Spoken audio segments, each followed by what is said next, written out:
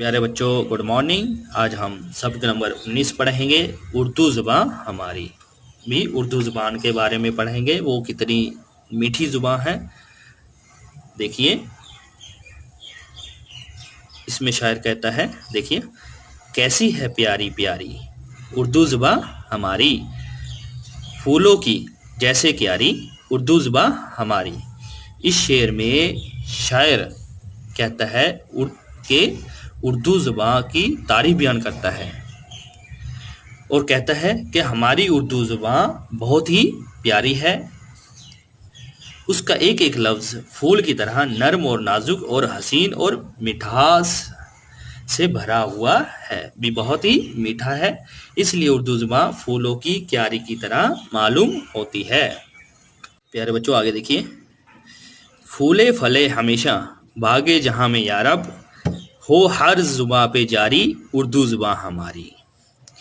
प्यारे बच्चों, इस शेर में शायर उर्दू ज़ुबान को दुआ देते हुए कहता है कि ऐ मेरे रब, उर्दू ज़ुबान में हमेशा, उर्दू ज़ुबान है जो, वो हमेशा फले फूले और तरक्की करे। हर शख्स उर्दू की लताफत से मुतासिर होकर भी, इससे मुतासिर होकर उर्दू को फ़रोग दे, भी उर्दू को बढ़ावा दे और ज़्यादा पढ़े।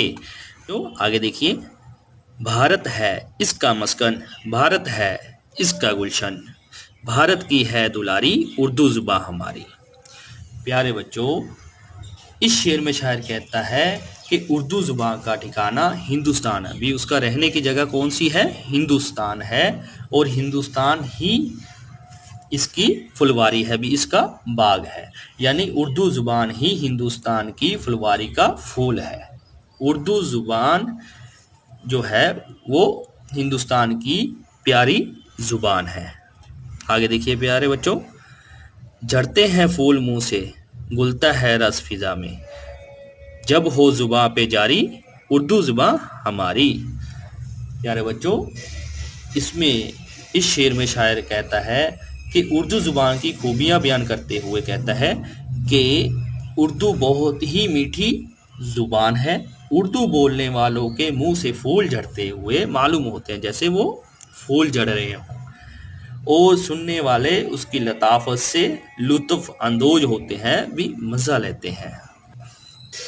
प्यारे बच्चों, इस सब के सवालात के जवाब देखने के लिए इसका पार्ट 2 देखें। और अगर आपने मेरे चैनल को सब्सक्राइब नहीं किया है तो पहले मेरे चैनल को सब्सक्राइब ज़रूर कर लें और बेल का बटन ज़रूर दबाएं, ताकि अगली वीडियो का नोटिफिकेशन आपको आसानी से मिल सके। शुक्रिया।